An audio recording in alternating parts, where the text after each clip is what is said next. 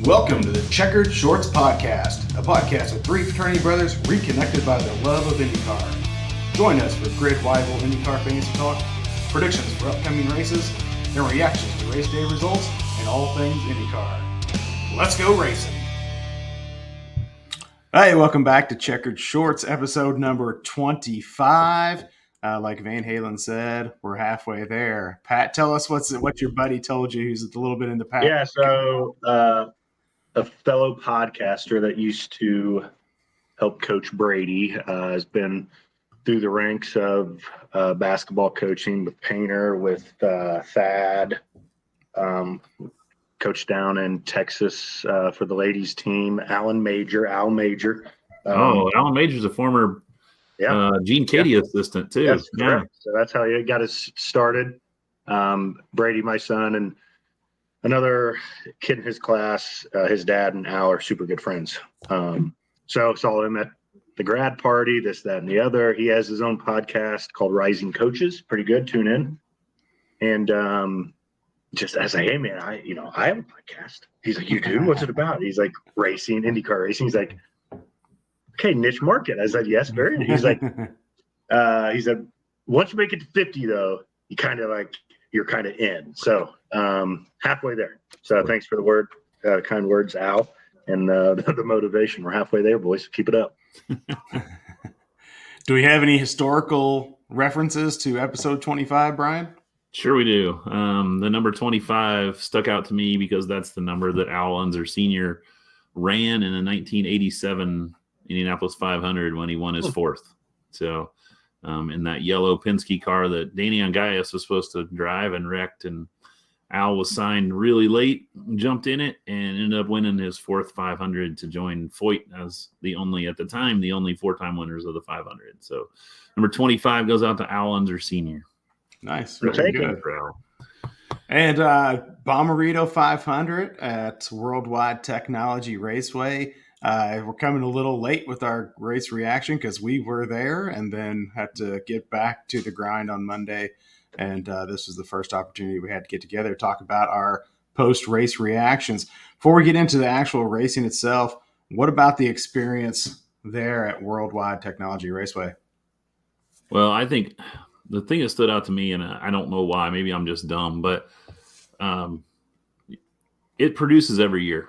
So, and I don't know why I don't think about that, because I think about it being so close, and we question every year whether we're going to go, and we end up going, and then it ends up being a great race. And I need to remind myself of that every year now. Like, what a performance this year from everything, like getting in, out, the concerts, the tailgating, the people, getting in and out of the track itself, like with ticket, like it's such an easy experience there. And then the racing has been incredible. And it lived up to that again this year. So I was super impressed with just the whole day experience. 100%. And I always think it's like I don't want to say crappy track because it's not, but that's kind of how it always just seems. And man, we're there. It is awesome. It really is. It's not the state of the art track, no, but that's what's awesome about it. It's kind of built on a budget sort of thing, but it has everything you need. It's small, it's close. You could get instant access to anything. It has all the vendors that you want. Kudos to Curtis Francois and like what he's done in turning that place around and bringing IndyCar there. Yes, and besides all that, it's awesome racing. It is awesome racing. Yeah. For me, I've never been to a night race, so seeing those cars whip around at night, it seemed like it added 20 miles per hour or something, to the thrill of seeing them at night. The landscape was beautiful because it had a crazy sunset as the backdrop as they came into turn 3 and out of turn 4. And then also talking about the sunset or the wall of fire, the explosion on the back stretch. Yeah, and I don't know if it was because it was cooler this year when we were there, but I don't recall ever feeling the heat off that like we did, because it was like remarkably warmer, and it hits you right in the face, and you're like, "Holy cow!" It's clear across the track. And then I think IndyCar clips had a bunch of the drivers reacting, and the guys on the radio with them, the spotters reacting, saying we could fill that up here, up here on top. And he said, "Yeah, I can feel it here in the car." Even Townsend said something. He's like, "I've been coming here a long time. I've never felt it before." So probably a little bit of wind direction, maybe a little bit more pyro in there, but it was cool. That's for sure. Yeah, no, just an excellent experience. I would say too, talking experience, I know we're going to talk about the IndyCar race, but the NXT race was phenomenal. And what kudos to Lockie Hughes like this. We've been talking about Dennis Hauger a lot, like what Lockie did on Sunday afternoon, going from 6th to 1st and what about 5 laps? Like he'd all of a sudden, it's like the car came alive and he just took off. It was cool to watch. Nobody, at least we weren't expecting him to do anything. We thought his kind of bed was made and that was just going to be the finishing order. But I mean, he made moves really quick. It was cool to watch. Yeah. And kind of like through the pack. Yeah, when Miles came up, it also was pretty reminiscent of Rasmussen in the big race, in the IndyCar race, because he fought back and battled back twice to move up to that podium. And then shout out to Soul Asylum, like for those kids of the '90s like me, like that was cool just to relive some of that. So, and if you were there and got a chance to jump in there, like gosh, if it had been 1994 and I'd have been standing in front of the stage for Soul Asylum, I'd have been pretty excited. So that was neat to reminisce with them on Sunday night as well.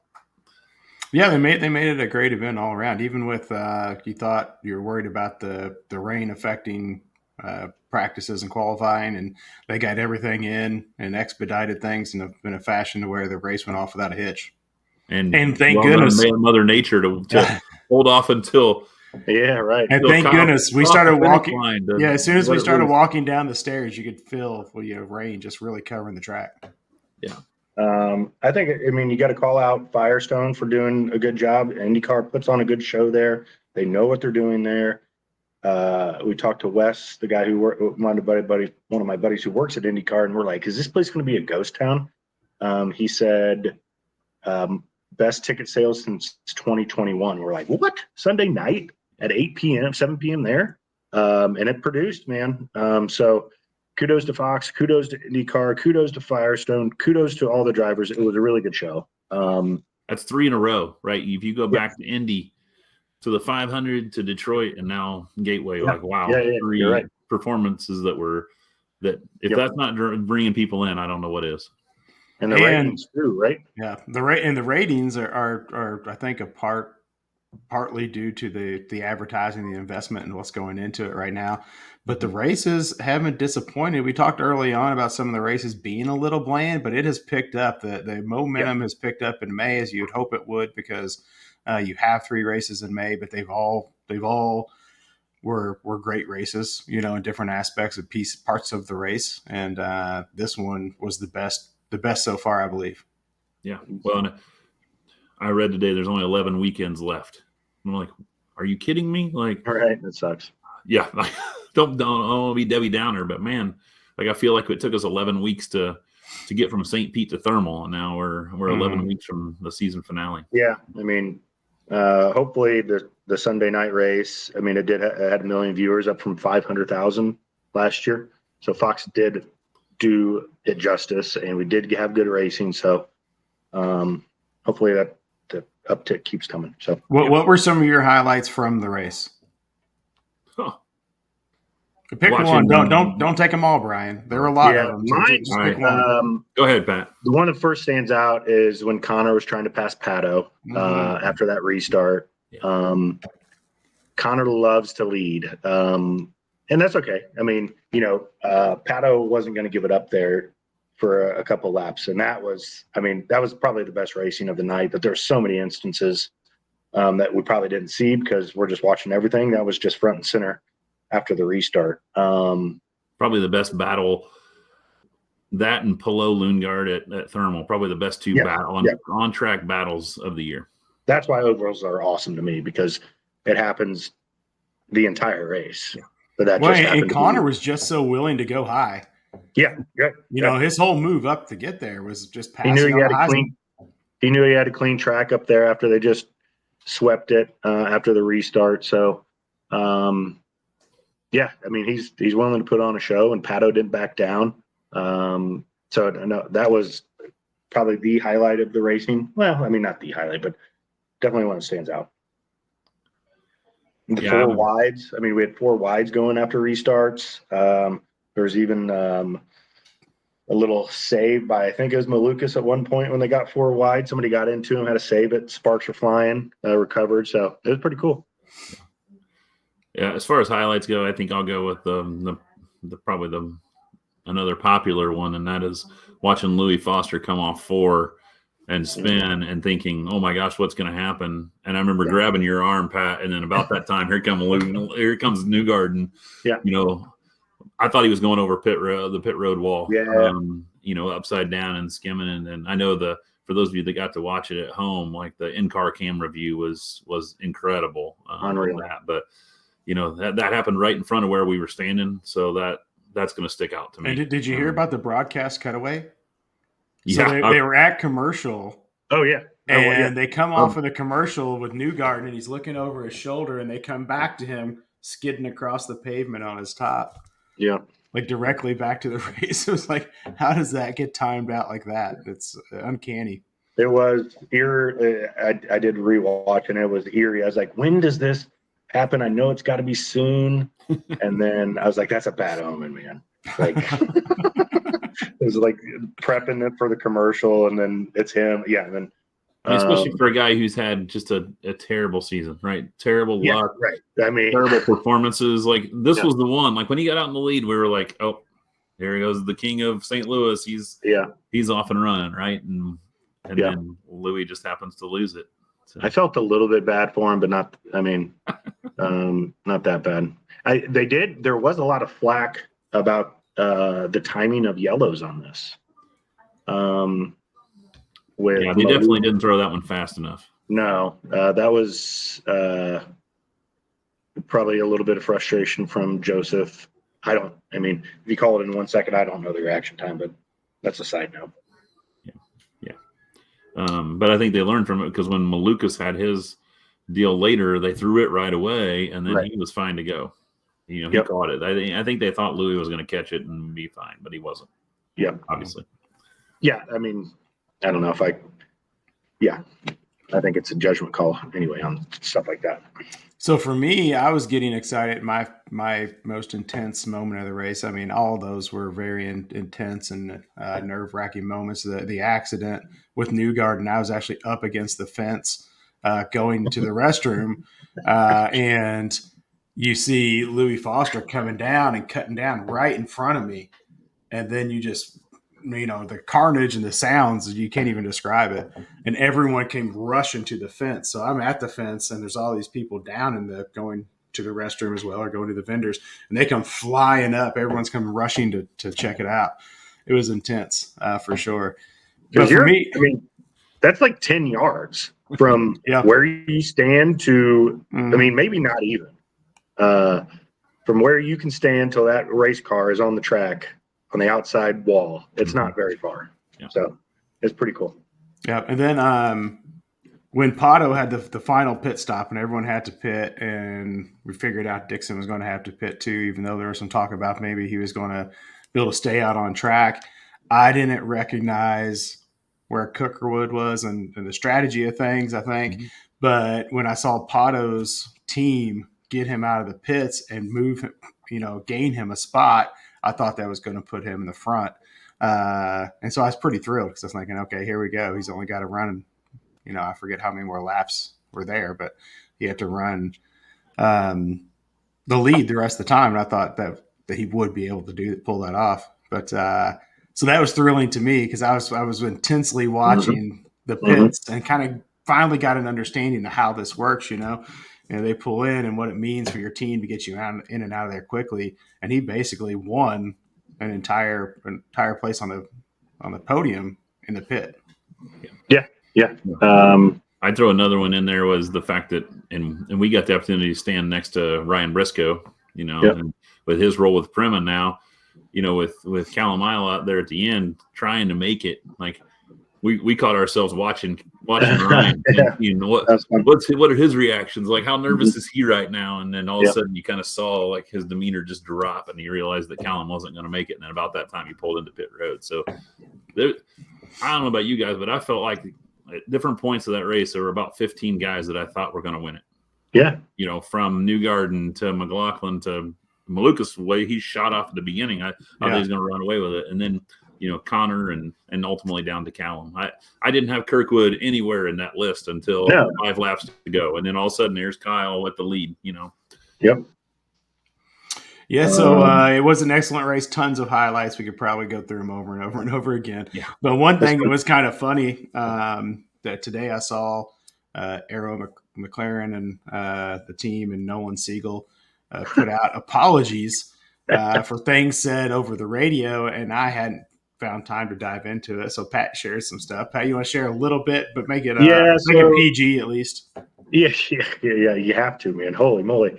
So it was all radio communication from Siegel about McLaughlin. They got in a tiff in Detroit. McLaughlin called Siegel out, but I think it was in person. After the race, like, hey man, don't block me, blah blah, just racing banter. You suck, okay, whatever. And then apparently Scotty Mack did it to Siegel, but nothing happened to Scotty Mack for penalty or anything like that, because it did to Siegel in Detroit. So Siegel is on the horn during the race, like F this, F that, F Penske, really, really, really, really funny. So I think a lot of that stuff goes on as like, this guy sucks, screw this guy over the radio. But I don't think too many people say screw Penske. Well, I read it out loud to Keith and Brian a few minutes ago. I could barely get it out before I read it. But a young kid, I like it. I like he's in the heat of the moment. Everybody thinks Penske probably gets favors here and there. So I like it. I like that he has some passion. I like that there's a little bit of drama in the sport. Let's get on Penske's ass. Let's rough up some feathers. Who cares? Let's do it. So, and he's 19, I think. So maybe 20. I like it. But yeah, pretty funny. Yeah, I don't know if the apology is because they give so much access to the radio with the scanners or with using the app. And is it kind of like for public appearances, you have to make that apology because you don't know who could be accessing it, or if it truly is related to the comment directed right at Penske team or not. But I assume it's more the primary reason is, make that apology so that you can kind of make up for anyone upset that their kid overheard an expletive-laden communication when flipping through the scanner. Hey, Dad, let me have the scanner. But it's good for the sport. We need more drama, that's for sure. Well, so any disappointments? I wasn't disappointed in the race. Any drivers or teams you had some disappointments in? Yeah. Rossi, I'm over Rossi. I'm completely over Alexander Rossi. He hasn't done anything in years. Could he earn this 2016 100th running? Maybe. The more I think, like, he was good there for a while when him and Wickens were battling, and when he was in the Napa car, he hasn't done anything since. He drove for one of the best teams. Didn't do anything there. Is going a step down with ECR. He didn't do anything again this weekend. Just over him. Completely over him. I hear that. What do you say, Brian? I know we bag on him a lot, but Colton Herta, I think he was up there, and then I don't know what happened. But like he finished somewhere in the the upper teens, early 20s. Like, what's going on, Colton? Like it's not an oval thing because he won the last short oval in Nashville last year. So again, what are we doing there? That really stunk. He was the disappointment of the year. This is a guy that finished second in the points last year, and 17. like he's really not done anything. this year as 17th. well. Yeah. I mean, he's still a top 5 guy. Like, and I know that some of these guys that weren't top 5 guys are becoming more and more top 5 guys, but he has to still be in that conversation every week. And everybody has a bad race. Yeah, I get it. But no, I think you're right. 17th. Come on. A little rough. Yeah. A little rough. What do you think, Keith? I mean, honestly, at this point, I can't say much about the individual race that disappointed me. I do know that I like to go in cheering for Rosie a little bit too, and I think there were periods in the race where you saw him, front middle pack or something, and then by the end of the race, it was a footnote. He really had no idea where he was. He was kind of out of the conversation completely, and I think he finished well down the line somewhere. I think I saw he had 2 penalties in the race too. So like that, you just can't make mistakes, especially on a short hole. You can't make mistakes in pit road.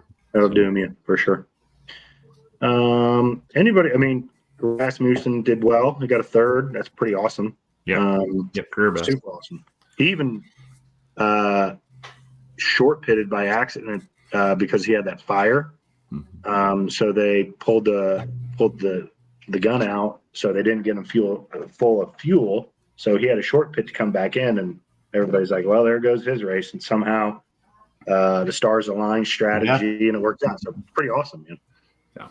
I thought Brian for sure was going to say his disappointment was that he lost a sawbuck to me over a side bet we had on our grid rivals because he was feeling really, really confident about his team. And so checks in the mail. Checks in the mail. All right. Checks in the mail. You go to Maddox Auction Barn and pick me up a IndyCar sign. Well, I sure thought I had it. So I had the roster. It just fell apart. So. Yeah. Guess it was. And then we had a couple of the same. We had a couple of the same guys, and we had the same star driver. So there were some offsetting factors. And then you had some guys. I had a did not finish. You had a did not finish. But then ultimately, I just had one guy finish further ahead or something. Yeah. And that was the difference. All right, we got to do this every time as a post-race reaction shit pit of the week. There were some people penalized on pit row for coming off. I mean, I know that's how Pato ended up out in the lead or gaining a couple spots from 4th to 2nd. And I can't recall a whole lot of others. But, Pat, you get to pick this. You are the sponsor of the Kelly Landscaping Ship Pit of the Week. So, well, the Rasmussen did have a little bit of a moment, but he redeemed himself. I think the obvious one is Lundgaard. This was definitely on him with stopping in front of Pelot there for 6-7 seconds and then going in reverse. That was the best part. Like, you used to not be able to go to reverse in these things. So if you did, it was a lot harder. So Lundgaard, I mean, just missed it. I'm not saying it's easy thing to do, but yeah, just squared up, stamp it, approved. Kelly Landscaping Ship Pit of the Week, Christian Lundgaard. First one.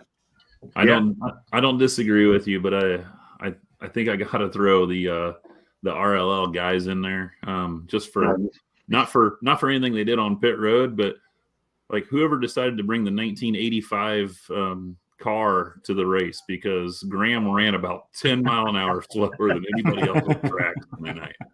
Like awkwardly, Marshall Pruitt was like, he wasn't close, or he was close, but wasn't that close to like getting black flag because you're going so slow. Wow, that was bad. Like it seemed like every lap there were people that were getting surprised because they'd run up on him. Crazy. That team is just, I mean. But this weekend going to, and I know our next episode will preview Road America, but it's a road course, and they're good at that. So like maybe he'll bounce back. But man, their shorter oval program is sad. Yeah, who had a worse weekend, Penske or RLL? None of their drivers finished, right? Well, Graham finished, I think, but I think Penske's on that pedestal where you can't have all 3 of your drivers not finish. I think DeFrancesco finished ahead of Rahal, and he put it in the wall. Malukas finished 12th actually for I don't know if he really hit the wall, but pretty good finish for him. He said it was a pretty solid, like it was a pretty hard hit. So he told Connor or Rossi and Hinch. Plus, I mean, not bad for hitting the wall if you finish 12th. Yeah. All right. Well, I think race, though. Hold up. Graham was 22nd. Devlin was 23rd. Oh, okay. Sorry, Graham. I give you a little bit of credit there. You beat the guy who wrecked on the first lap. That's pretty funny. Well, we're gonna keep it to our format, and we loved you guys joining us for this post race reaction. We had a great time, especially when we get to go to the race and be there in person. We tried to go live a few times. That was an experiment. But we might try to do that more at future races and figure out how to do that and maybe perfect that a little more. But had a great time, and we'll catch you on the next episode, which will be pre-race for Road America. Road America. All right. Catch you later. See y'all. Thanks.